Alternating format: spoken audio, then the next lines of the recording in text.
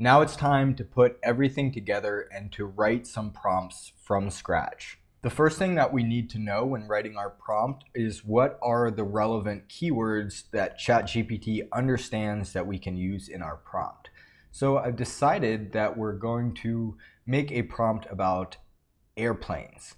And first we're going to ask ChatGPT, we're going to do this in both 3 and 4 to see what sort of information we can get about airplanes and what keywords we should be using to get that information. So if I put this into ChatGPT 3, we can see that it gives us a list of information which may or may not be good information, but we already know, as we saw in the last lesson, that ChatGPT 4 will probably give us a lot better information.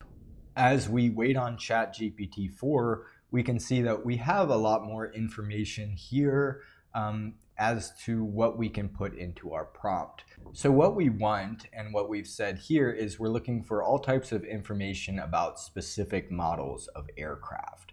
So now we have some information about what we can ask for, and it's time to write the actual prompt.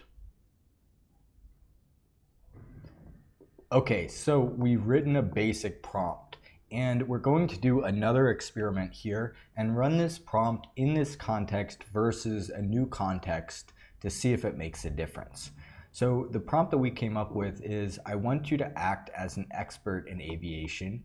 That's just increasing what ChatGPT knows it's going to do. So that's adding to our intent that we're communicating.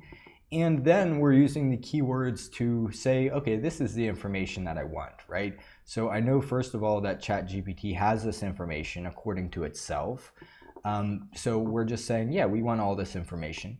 And then finally, reply in Markdown and include sources. So that is setting the context outside of the specific keywords that we want.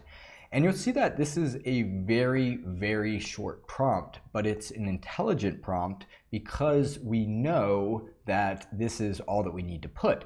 So because we did this, we know that we can say the word specifications and it already understands these type of things. And because we have been exact about what we want, as far as our intent, it should understand that specifications is going towards aviation specifications and can determine from the rest of the prompts that that's what we're talking about.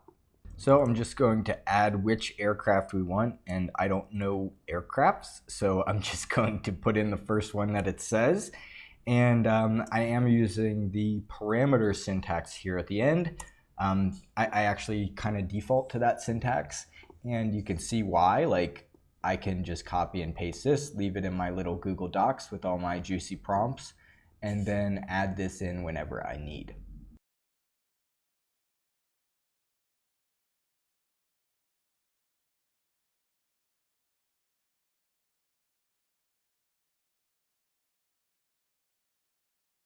So we can see in ChatGPT 4 that we're getting back pretty much exactly what we want.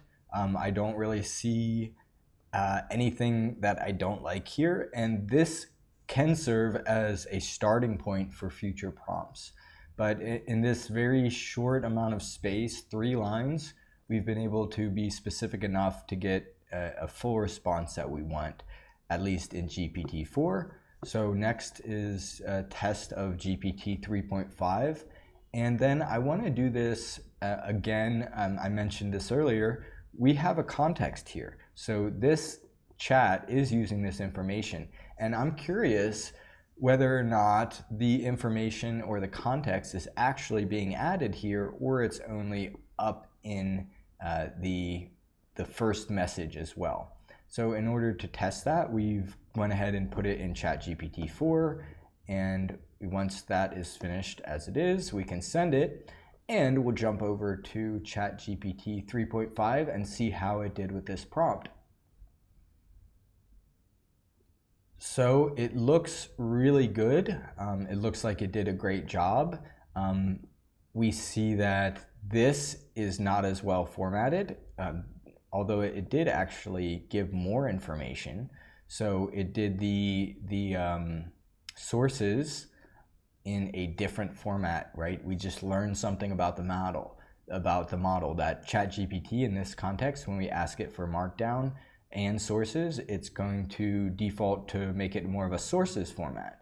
But whenever we do it in ChatGPT 4, it defaults to make Markdown the most important part and just makes basic Markdown links. All right, and now we're starting to get back our prompt without the context. So we can compare this, and actually it looks like this is doing a great job. And it is a little bit different than what we've got before. So like even down to how it's formatting, right? So it's formatting completely different from it than it did before. The variant section, we can see this is highlighted in the other one. It's not here. So this is something that if we wanted to be more specific, we could. And we would do that by including more information about the format. So we could very easily say reply in Markdown using heading 1s for all subsections. And then instead of a heading 2, which this is, it would be a heading 1, a little bit bigger up here. But overall, this prompt worked very well. And if we want to like test how well it actually worked, what we would do is go ahead and remove some of the information and then see the differences, right? So we went through and we asked for these specific things. So just to test it out, we're going to remove this and just say, you will tell me all of the information about the airplane. And because we're using ChatGPT and it knows what information should be in an airplane, we should get a similar answer. But this is where the 2% improvement really makes a lot of difference. And we'll see exactly what we get back, but what we're going to find in my prediction is that we're getting more specific information, more exact information with the better engineered prompt.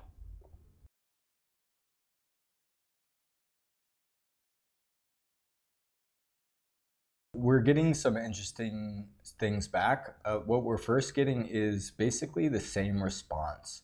So we have the characteristics or the specifications, the performance, and the avionics.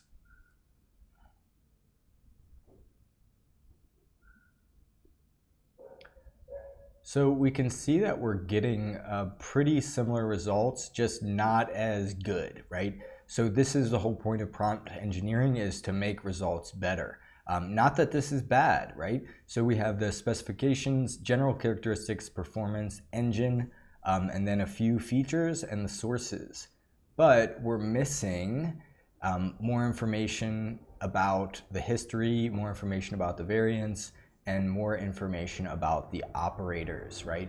So although ChatGPT does understand that there's all these things that it can tell you, it doesn't default to tell you everything unless you actually ask for it. In this lesson, we wrote a prompt from scratch, and we did that by first asking what keywords we could use for that type of prompt.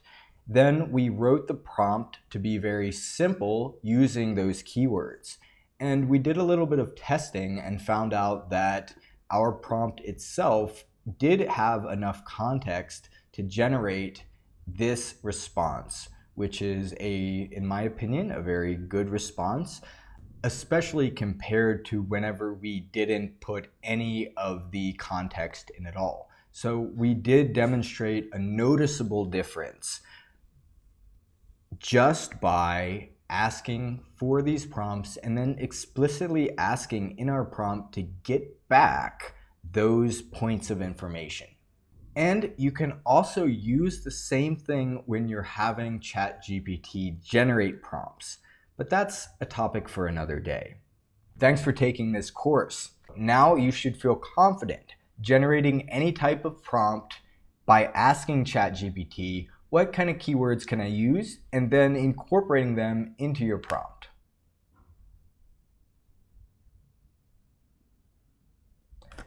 We also adjusted the overall context to get our output to be in Markdown in a better format so we can copy and paste it and actually use it without changing it anymore. And that's it. That's all you need to know to get the basics of prompt engineering in ChatGPT. Thank you all for taking this course.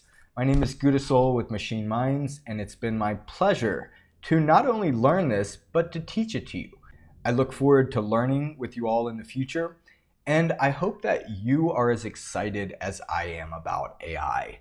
This is basically a magic box where we can put our requests in and see what sort of mystic things come out. And to figure out how this magic works is a magic of its own.